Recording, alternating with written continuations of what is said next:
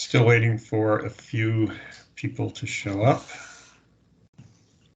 We'll start shortly.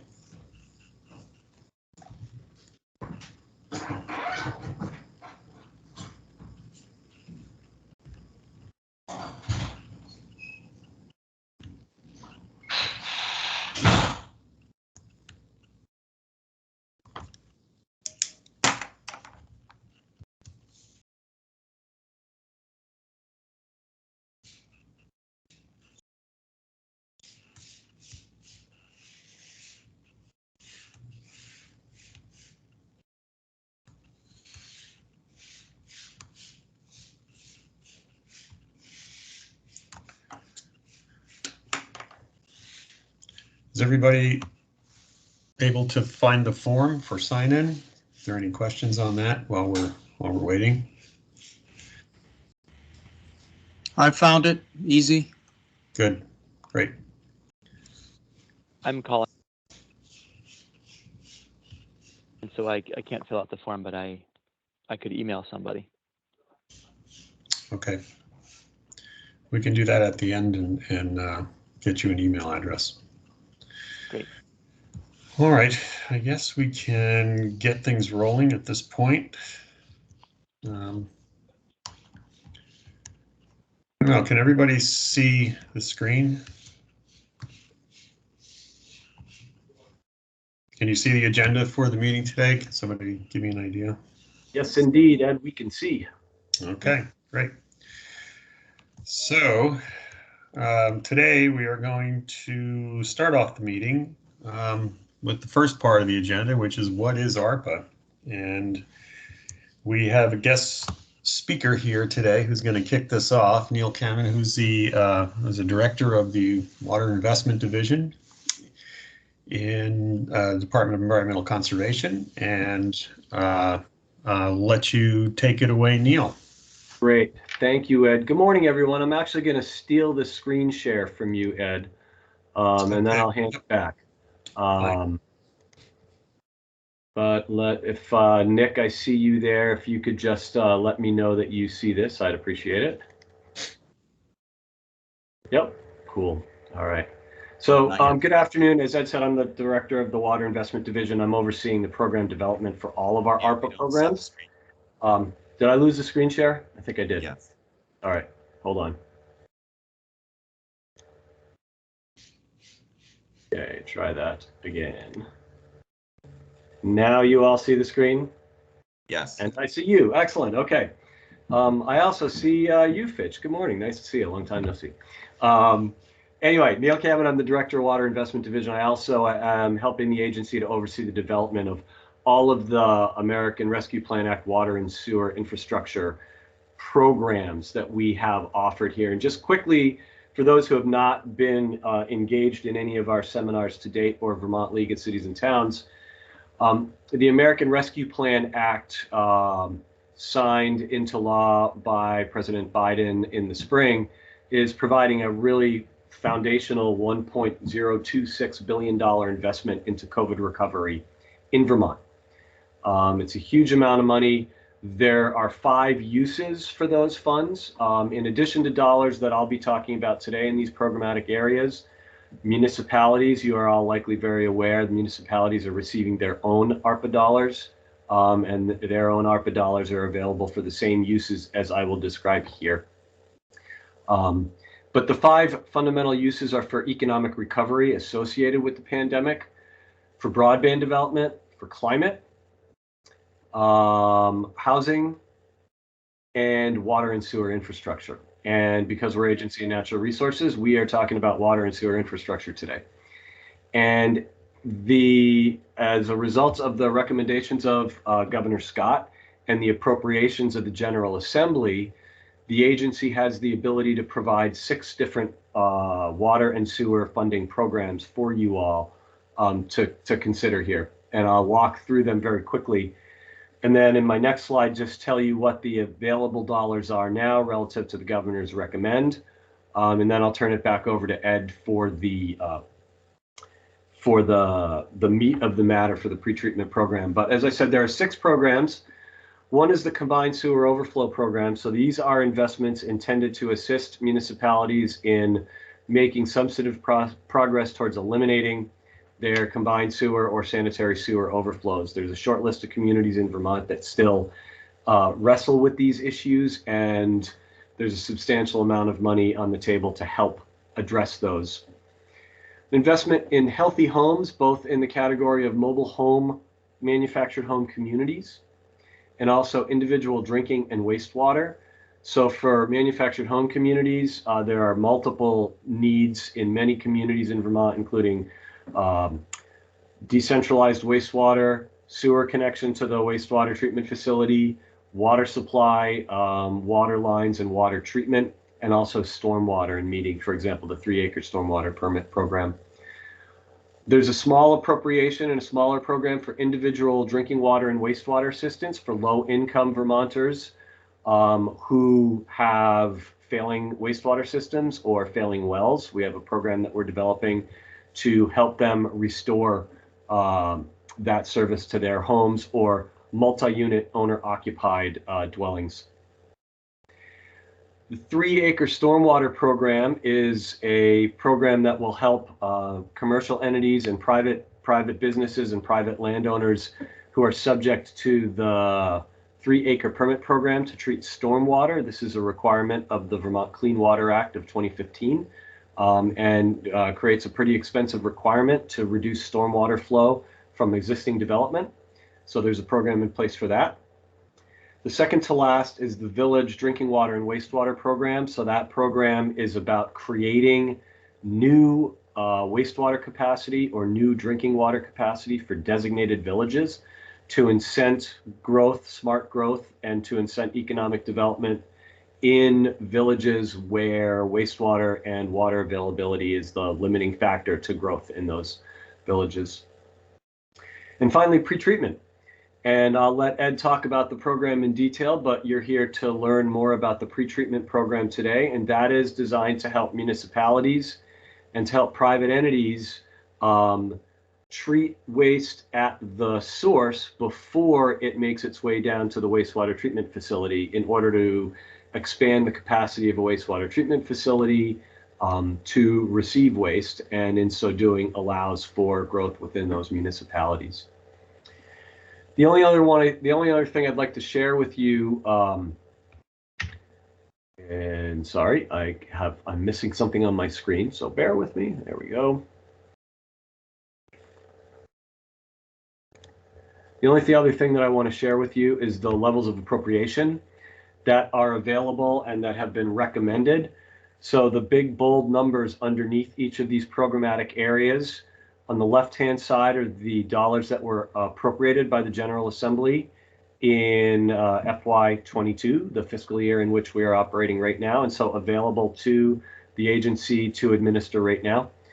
And on the right-hand side is the total governor's recommended investment from the American Rescue Plan Act.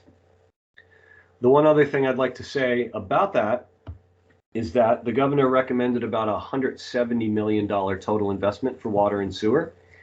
The General Assembly in the big bill, the budget bill for state fiscal 22, actually indicated the intention to invest $230 million into water and sewer. And so these are the programs that we've developed now, and it's possible that some of them will see some growth in subsequent appropriation years through the General Assembly's appropriating process.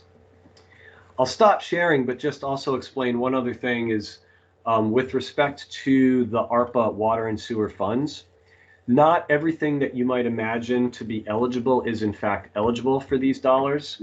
The federal Treasury guidance requires that any project that's receiving water and sewer ARPA dollars, American Rescue Plan Act dollars, be eligible for what are called the State Revolving Loan Fund uses and intents. So the states, all of the states and tribes have revolving loan funds to support clean water and to support drinking water and stormwater work. And many things are eligible within those and some things are not. One of the things that's specifically not eligible is direct funding of private pretreatment efforts and infrastructure. What is eligible is funding municipalities to assist with developing pretreatment capacity.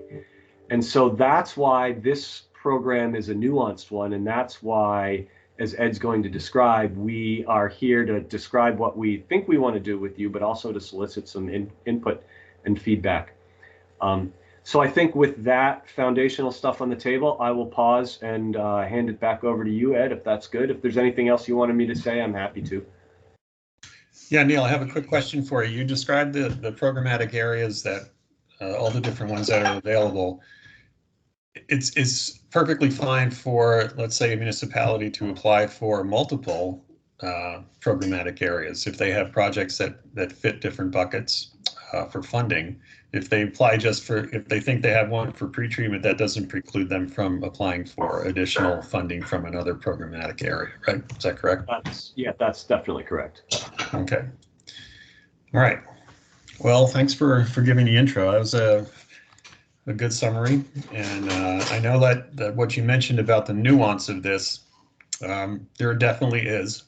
We're going to try to avoid a lot of that detail today and keep this at a pretty high level. We're still trying to work out the details on the back end of this thing once we get to the actual development of the request for proposals, where that will be the time when both private sector and municipal entities can submit an application with an actual project. But not to get ahead of ourselves, right now we are in the beginning stage, and we're in what's called the RFI stage, the request for information. Essentially, we're looking for projects in this first round of $2 million that we're trying to get out the door by, let's say, June of 2022. So the way the calendar is shaping up at this point, and it could change a little bit. Again, this is a very fluid process at the moment. But we're looking to receive all of your input, response to the questions in the RFI by November 19th. That will give us a pretty good indication of the scope and scale of the projects that are being contemplated, both by private sector entities and municipalities. We're looking to get an RFP out early in the new year that'll actually solicit proposals for projects and allow, again, businesses and municipalities to put in an application. And then hopefully we'll be able to start to get funding out the door, by June. So that's the plan. Once this first round is out, projects will be, I think we're looking for something around a 2024 completion date.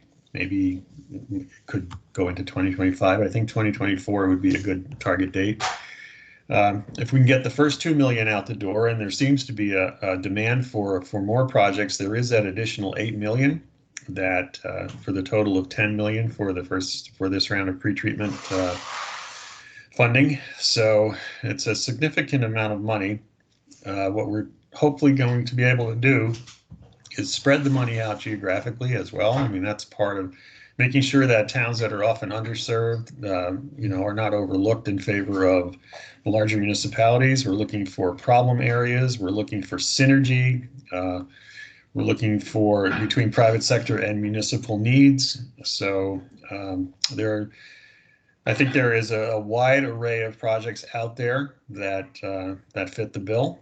And what we're hoping to get is, we're not discouraging anybody from submitting any project. However, like Neil said, there are some that are right off the bat ineligible, and we'll get to some of that in a minute. So that's the game plan roughly. So let's concentrate on having a deeper look at the RFI, or the request for information at this point. Sorry, and are you sharing your screen, or are you trying to? I'm going to, yes. We can't see your camera for some reason, or the screen, so I just wanted to Okay, make sure. I'll turn that on in a second. Sorry about that. Yeah. Okay, can you see the RFI? Yes, yeah, thanks. Okay, great. All right. So this is the document that we've prepared that is available to all of you, both again, businesses and municipalities, that gives the summary of the pretreatment program through ARPA. It gives you an overview. It has a a summary of what the governor's expectations are and what he has proposed here for the funding. It also gives some indication of eligibility requirements. Again, not to repeat what Neil was talking about, but some of the Treasury guidance about eligibility under the state Clean Water State Revolving Loan Fund. Those are some of the requirements that will be necessary for a project to be included for funding. What we're trying to do here again is get responses from everybody, and believe me, don't hold back. Put in your craziest idea. Doesn't mean it'll be funded, but we don't want to discourage anybody from putting in a project idea. So as you go down through the RFI, once you get past the guidance, the initial guidance, there's a bit on the scope of information that we're seeking, and then a list of questions. There's a specific list for private sector business and a specific list for municipalities. So just to get you thinking, and as you scroll down through, you'll see some terms and conditions, liability, funding timeline. And then an important part of the RFI is here under the submittal section. You'll see the first one is in bold is the date of November 19th. That's when we're trying to get as many of the submittals as possible in. That's our deadline. The second bullet, you'll see that if you're in a private sector business, you have a specific form with a link to that form that will allow you to add your response to the questions that are contained in that form, and then you will have a submit button at the end, and we'll be able to catalog all of the input from private sector business. And the same goes for bullet 3, where if you're in a municipality, there's a specific form for you to fill out with different set of questions than the private sector one. And obviously we've passed this date of October 29th, but we'll have a Q&A at the end of this. We did have an initial form that went out to get some ideas. We did get some responses, but it wasn't a big response as a sort of like a pre-RFI data gathering effort. So we're looking to get November 19th as a deadline to get as many things in as we can for ideas. After that, you have 2 appendices that are attached to the RFI. Again, good information. You should read the entire RFI and get familiar with all of the content. And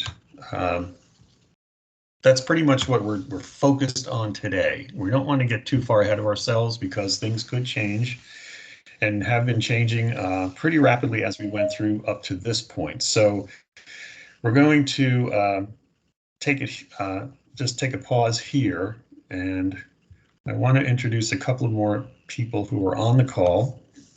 Ella Casey, who is the communications director for the Agency of Natural Resources, is on the call, and Elle is heading up the marketing effort, the outreach, sort of the setup of the whole webinar series for each of the program areas. So Elle will be playing an integral role in making sure that people are aware of what ARPA is, and you'll probably hear her name coming up quite a bit as this whole project goes forward. Also on the call, we've got Amy Plachik, who is the program manager for the wastewater program in the Watershed Management Division. And Amy will be handling questions today. And when we get to the Q&A section of the webinar, Amy, if you raise your hand using the little hand symbol at the top of the page, Amy will call on you for a question, or you have the option to type it into the chat, and Amy will monitor the chat and state your question at the at the time they come in. So also on the call is Nick Gianetti. Nick is the program coordinator, pretreatment coordinator. Many of you probably know Nick from your work with, if you're a permittee for the state for a pretreatment permit. So Nick will be taking part in the conversation as well.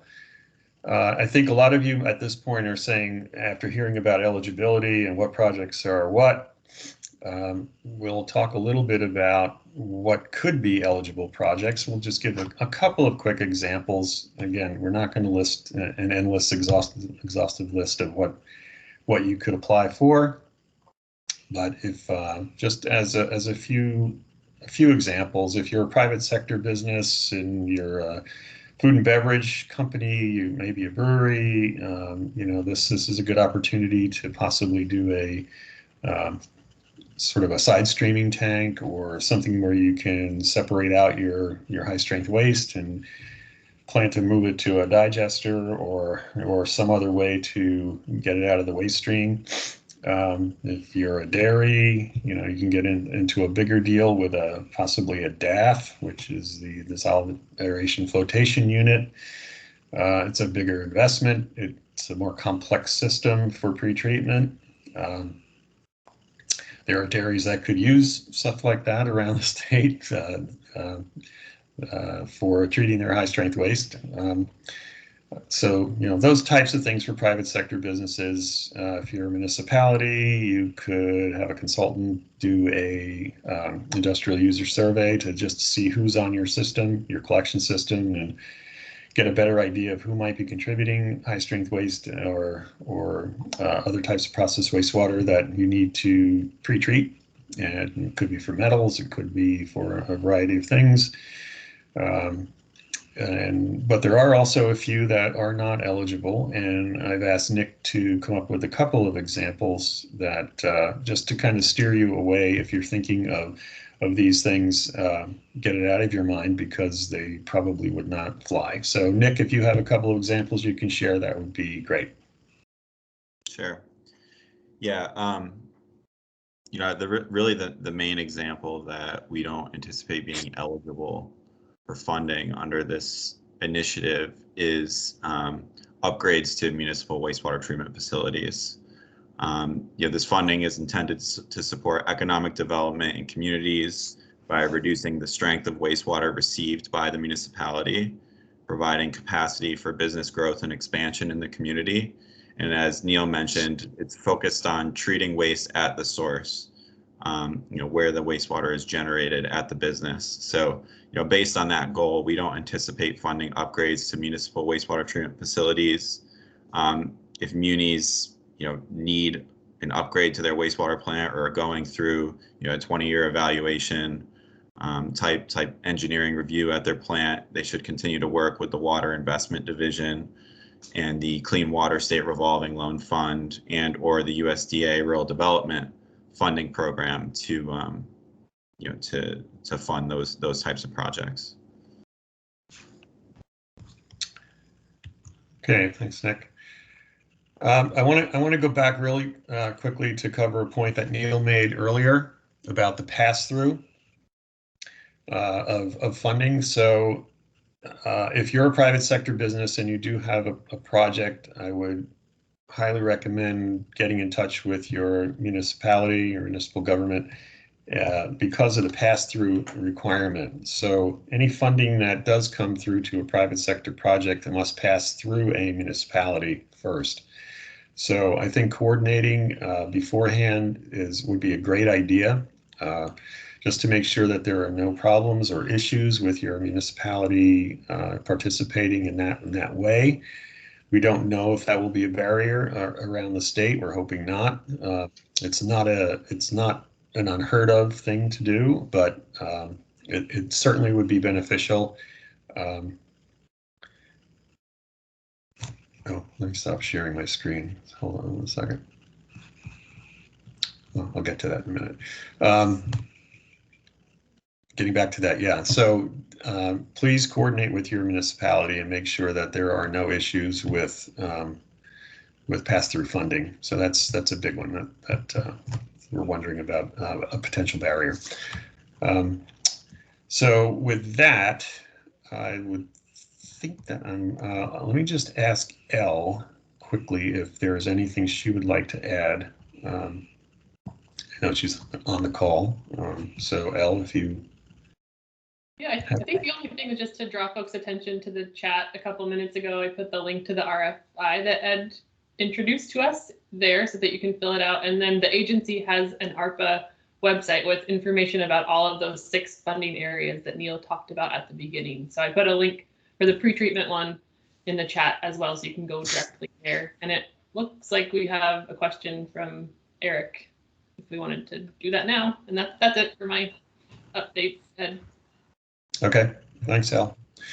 Yeah, so Amy is going to be handling the questions. And again, you can raise your hand if you have a question with the little hand symbol up at the top, or type it into the chat. So Amy, I don't know if you want to start to read some of the questions.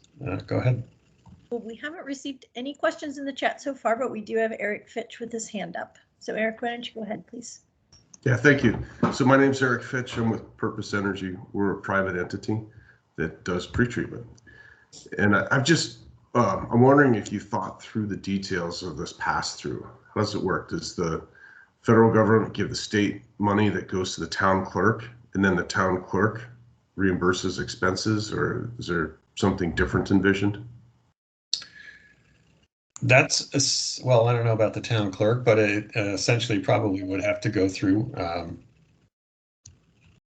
Hold on one second. Is anybody, Neil or Amy or Nick? You know, this is a good question. We're not absolutely certain how this will function, and it might be different from town to town. But if Neil, if you have any indication of how this might work. Couple of examples. So an example would be if the agency issued a grant award to a municipality for the municipality to then engage with a private entity to develop a project that was mutually beneficial to the private entity and the municipality, and that had some kind of an operating agreement between the two. That's the kind of thing that would be SRF eligible. And I know we can't really be much more precise than that. That's why this RFI is out there, to see what types of projects people have in mind, what kinds of barriers there may be to that type of arrangement. So I'm sorry, I can't give you much more specificity.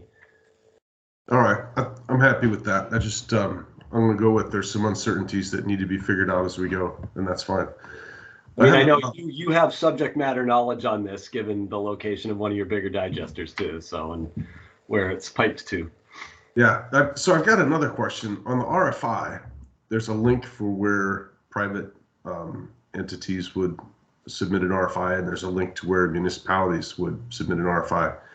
Is there an opportunity to submit one together? For instance, if we have a facility in South Burlington and we discharge to Bartlett Bay Wastewater Treatment Plant, and in discussions with Bob, I think there's probably some common ground that we have. Is there a way we can work together on something, or does it need to be submitted as just one or the other? I would think that, and this is kind of a hybrid, again, this is all new for us too.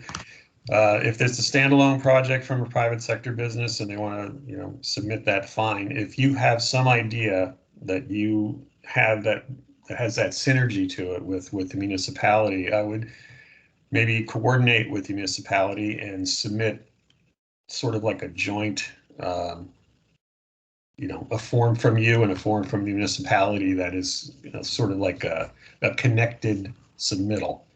So you could have the municipality talk about the benefits of your project to them, and then you talk about the benefits of the project to you and the municipality, and we kind of join those up together at the end. But I think it would take some coordination between you and the municipality to develop that sort of joint submittal. But you would use 2 different forms. Eric, you're muted. Oh, yeah, you're muted. Sorry. Sorry, at least I wasn't talking over the top of somebody there. In that case, there's 2 sets of questions. There's one for the business and one for the city. What if we answered all of those, but then just submitted it once? That way they were tied together. Does that make sense? As two separate forms you're talking about? No, as once, well, kind of, there's two sets of questions. So Right. Purpose Energy can answer one set of questions. City of South Burlington could answer another set of questions. And instead of submitting it twice, so you have things coming in two different portals, would be better to just submit them once together as one document. Yeah, I don't have the documents set up that way at this point for a joint submittal. That's a good question. Perhaps we could develop a sort of a joint submittal form. But currently the two that are set up are separate and specific. So we'd have to give some thought to that, but that's a good idea. I don't have a direct answer for you now, but I could get back to you if we do develop a sheet like that and make it available and let everybody know that if there is a joint project that has that synergy, that we could develop a hybrid form for one submittal from both the municipality and the town. So it's a good idea. I hadn't thought of that. Thanks, Ed. Yeah. Thanks, Eric. And just to make it easier for you, if you want to start that process now, is you could just take those answers and just write them down in some kind of document that you and Bob could collaborate on, and then just email it to Ed or myself or Elle or any of us that are administrating this call today, so that we can just have the full-on project put together without us developing another form for potentially what may just be very few projects that would apply to that. So we wanted to organize that in a format that would be easier for us to digest. But if there's already a project that has that partnership, we don't want to not make that harder for you administratively. So just one possible quick solution would be just to answer those in an email that you then send to us. So that would work fine too. We have the next question from Adam Grinold. Adam, if you want to unmute yourself. Hi, everybody. Thank you for today. I'm the executive director of the Brattleboro Development Credit Corporation, RDC, down here in the Wyndham region, and we anticipate working with one of our larger employers on an application. So we're going to be trying to work with both the municipality and the business. Curious, one, does the municipality have to be the recipient of the pass-through? Could that be an RDC if the municipality is unable to do so and pass through the benefit that way? So that's one question. Two is more of a housekeeping question, where we'll be able to find the recording of today's webinar to be able to share with some of those folks. And then in lines with what Eric was talking about in regards to sort of that combined project, today there's not a lot of time between now and the 19th. If we are trying to wrestle together both the municipality, private business, and ourselves, how much, if the municipality is not able to address their list of questions and we do submit to the best of our ability along with the business, is that going to be considered enough, or do we need everybody at the table by the 19th? Thank you. Again, good questions. I don't know, is Neil still on the call by any chance? I know he had to drop off around 11:30 for another meeting. That's a good question. I don't have a specific answer yet, but we'll definitely get back to you on the first one, the RDC, whether that's a pass-through entity that's acceptable through SRF. I wish Neil was here. He could probably answer that right off the top of his head. And the second question about whether you need a lineup of everybody, I think that would be helpful. Just because of the way that pretreatment works, to have the municipal treatment plant on board with the proposed project together with the RDC makes good sense. But I think coordinating that with the town, specific town, would be helpful in getting the project advanced. So, yeah, I'm not concerned about having everybody at the table for the project. It's just having all of the answers submitted by Friday the 19th may be the challenging part. Yeah. Yeah. Good question. Okay. We're trying to keep this thing rolling. It's a tight deadline. We're trying to get the money out the door. It's a priority. So the timelines have been somewhat compressed, and that's not, I wouldn't say it's optimal, but it's what we've been handed. And so we're trying to keep this thing flowing. So Neil, do you have an answer to that, to Adam's question about RDC as an eligible pass-through entity versus the town? So I believe, I'm going to say I don't think so. And the reason for that answer is because one of the fundamental things the town is able to do is to acquire bonded debt in order to back up a loan to the SRF. That is how the SRF functions. That's irrelevant for the purpose of ARPA, but it is a fundamental sort of eligibility for who gets to borrow money from the revolving loan funds. So I'm not sure whether an RDC would be a recipient of SRF funds for a loan. I'm not sure. And again, just to make sure everybody understands, the ARPA funds are not loans, they're grants. Right. We are bound by the SRF regulations. So I don't want to confuse people by saying, thinking that the ARPA money is a loan situation. It's a grant situation. So exactly. But Ed, I would like to, Adam, I'd like to actually suggest that you please do pose that question into the RFI so that we can really dig into it, because it's very, this issue of eligibility is very nuanced, and so we'd want to take a deeper dive to make sure. Great. Well, thank you. And I'll just take the opportunity while I have the mic here to thank everybody. It's a great project. We really see a limiting agent for economic growth through the limitations of the local wastewater treatment, and this is a wonderful program. So thank you. Great. Adam, the recordings will be on the ARPA webpage that I put in the chat, so we'll upload them the following day via our YouTube channel and add a link there. Good question.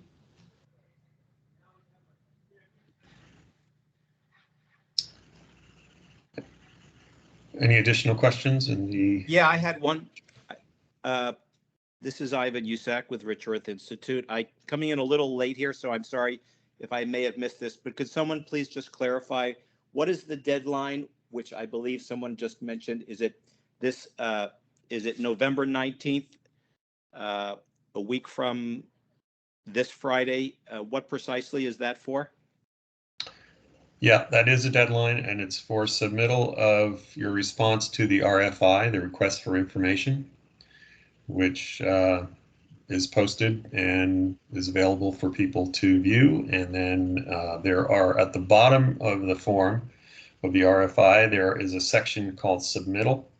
And in that section are two links, one for private businesses and one for municipalities, that will send you to a Microsoft form with has specific list of questions about project ideas and some other questions specific to either a municipality or a business. And when you're done filling that out, you hit the submit button and we collect all that information. And again, the reason for that is to gauge the scope and scale of projects around the state so that we can better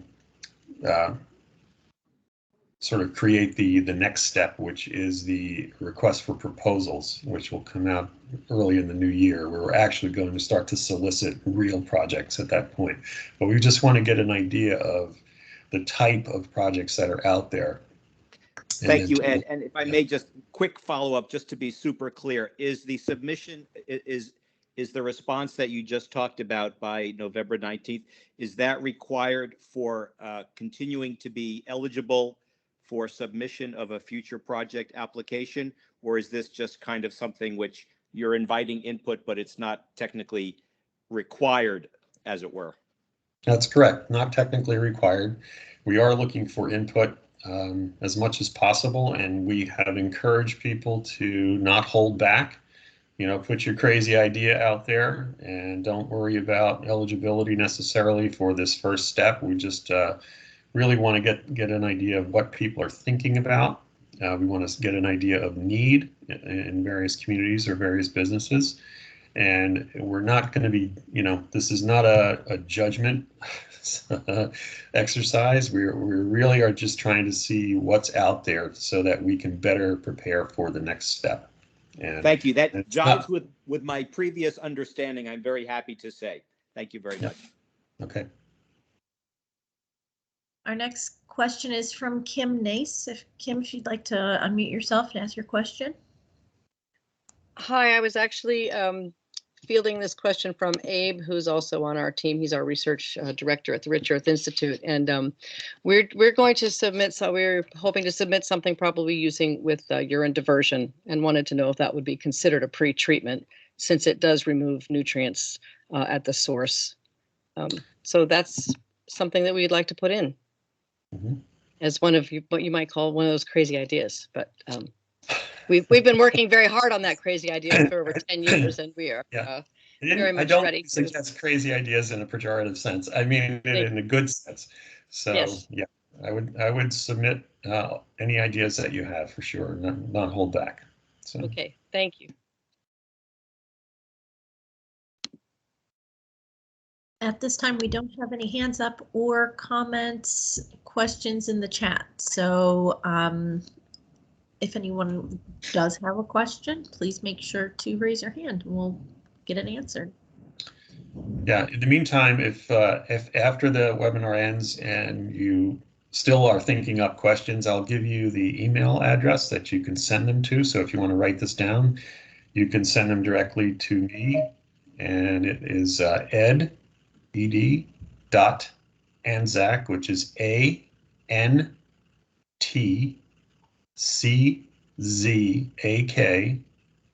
@vermont.gov.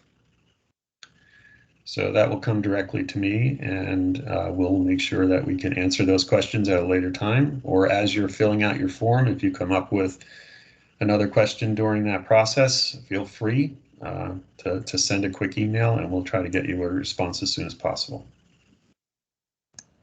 And we have a question from Todd Hasselbeck. Todd, if you'd like to unmute yourself, thanks. Thanks, Amy. Yeah, Todd Hasselbeck, also from Purpose Energy. Do you have a plan yet of the 2022 $2 million in funding to kind of focus that on 2, 3, 4 larger projects, or spread it thin and try to hit the maximum number of villages? Again, that's to be determined at this point. We haven't made a, we don't have a preconceived notion of how the money will be spent at this point. Again, we'll be looking at need, both in the private sector and from the municipal side. We're looking at geography. We're looking at synergy. There will be a lot of factors that weigh into this, as well as the eligibility requirements that will be forced to operate under through SRF. So at this time, we don't have any preconceived notions of how the money would be distributed. So.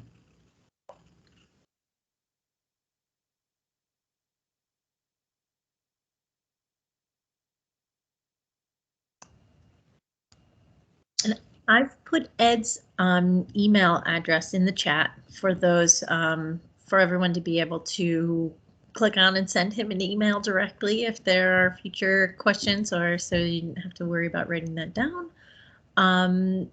We have just one participant on the telephone, and if you have any questions, please go ahead. I know it's harder to participate not on the electronic platform. Hi, Amy. This is Aaron Page here. I'm not on the phone, but I'm a late arrival, and I'm wondering if I could get the recording of this. Looks like it is being recorded. So you may have mentioned that already, but maybe if you could just point me to that after we're done. Yeah, Al, can you give him an answer for that? Yes, so we'll be posting all the recordings to our website, and if you wanted to look it up there, that's the place to go. So if I can give you the website address, I'll put it in the chat since you are with us online. Great, thank you. I'll be posting them tomorrow. Okay, so is everybody clear on how to find the RFI and start this process? If you have any trouble, again, send an email and we'll get you the correct link. You know, Elle has everything ready to roll. If there are any kind of difficulties that you may encounter in either finding how to submit, how to get to the forms, etc., don't hesitate to reach out and contact us, and we'll walk you through the process. So.